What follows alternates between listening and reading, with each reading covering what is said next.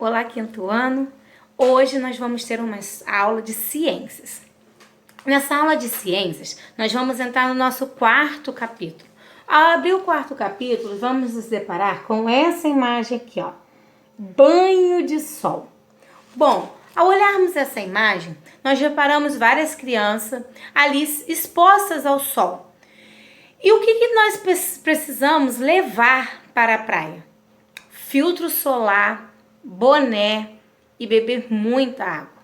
O sol, ele é muito importante para a nossa vida, porque ele tem a vitamina D que nós precisamos para os nossos ossos.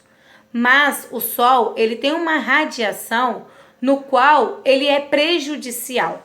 O sol, para ele se tornar adequado, para ele ser de bom uso, nós precisamos nas primeiras horas do dia ou na tardezinha.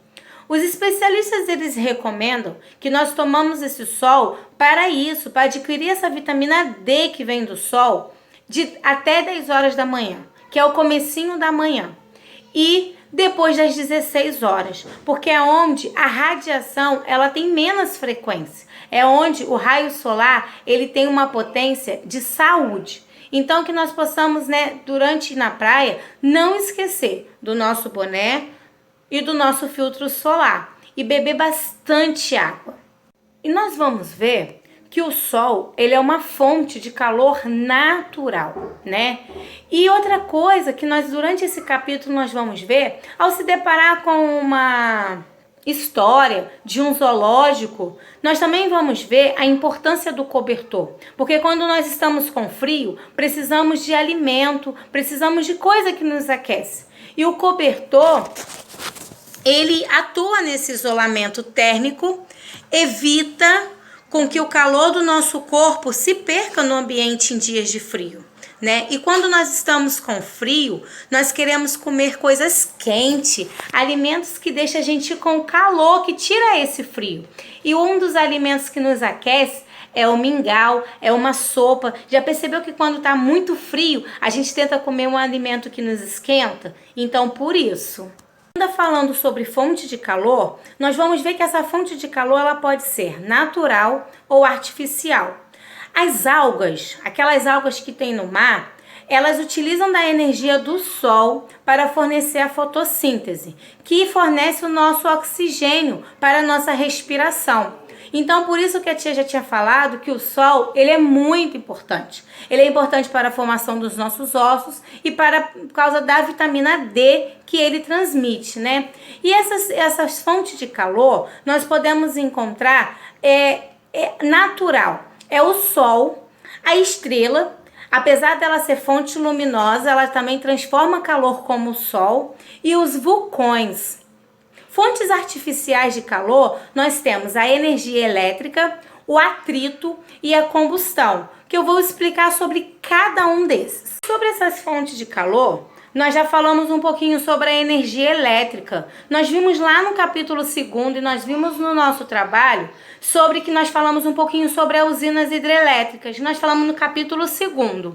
Elas produzem energia por meio dos movimentos da turbina. Essa energia elétrica ela é utilizada nos eletrodomésticos que transforma esse calor, como por exemplo o ferro de passar. Ela transforma a energia elétrica em calor, né? Então o ferro ele transmite. Então é uma forma de energia elétrica. O atrito, eu vou dar o exemplo, a caixa de fósforo, né? Nesse caso, o atrito ele é provocado pela cabeça do palito com a casca, com a caixa, desculpa. Quando ele faz isso, ó, é o atrito, né? Então, se você pegar o seu dedo e esfregar na palma da sua mão, esfrega. Viu? Isso foi um atrito, é uma fonte de calor. A combustão é a consequência. Por exemplo, uma lareira, uma churrasqueira, ela utiliza a energia da lenha ou do carvão para produzir o calor por meio dessa combustão. Então, é a consequência que provoca, né, que é o resultado, a fonte de calor. E nós vamos ver também a transferência de calor. E para fazer essa transferência, vai te dar água na boca aí. Presta bastante atenção, faz com a mamãe e com o papai, não faz sozinho, devido ao risco, porque é quente, tá bom? Bom, aqui, ó, tá o milho, coloquei no fogo, tá vendo?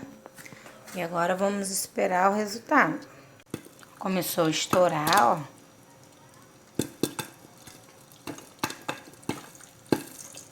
Então, ela tá tendo a transformação. No seu livro, na página 130, tá aí, transferência de calor. Olha a pipoca. Olha aí, ó.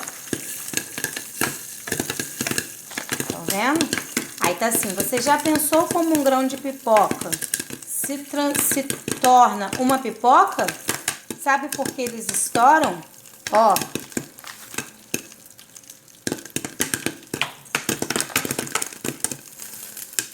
Tá vendo? Eles estouram, né? O calor da chama é transferido para a panela e transfere para o grão. Então, quando esses dois corpos têm a temperatura diferente, o corpo mais quente transforma o calor para o mais frio. Isso faz com que o grão de pipoca ele receba tanto o calor que está na água contida quanto no seu interior. Então, ele estoura a casca, se expande, tá vendo? E o resultado é isso aí, ó. Uma pipoca, ó, quentinha, ó.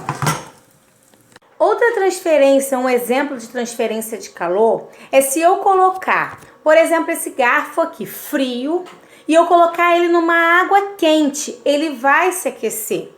Um outro exemplo é o calor do forno para assar um bolo. Para fazer esse brownie meu aqui, eu precisei do calor do forno para que ele fosse feito. Outra coisa seria uma xícara quente, ela aquece a nossa mão. Agora uma coisa, um outro exemplo, onde ele não produz calor, o cobertor. O cobertor, ele não produz calor próprio. É o nosso corpo que produz o calor, que ele é absorvido e retido pelo cobertor, diminuindo a perda desse calor, né, do nosso corpo no ambiente, né? Então, existem 3 formas desse calor se espalhar. É a condução, irradiação e a conversão, onde eu vou estar explicando sobre cada um desses. Essas 3 formas do calor se espalhar são diferentes processos de propagação do calor. Esses 3, né? Primeiro eu vou falar da condução. A condução é quando ele consiste na transferência de energia entre partículas. Por exemplo, um aquecedor elétrico, uma lenha, um carvão que aquece a água, né? A irradiação é através dos raios solares. O calor, por exemplo, se eu pegar minha mão, colocar perto de uma fogueira, ela está irradiando aquele calor. É o reflexo, né? E a conversão. A conversão é o movimento da massa que a água transforma sua temperatura. Um exemplo é a água fervendo, né? É aquilo que ela vai converter, é aquilo que ela vai fazer através, que é o processo, através desse calor como fonte de calor. Nós vamos encontrar também no nosso capítulo, na página 133, sobre os bons e os maus condutores. E também sobre o isolamento térmico. Eu trouxe aqui alguns exemplos, né? Eu tenho um exemplo aqui de bom condutor. O que é um bom condutor?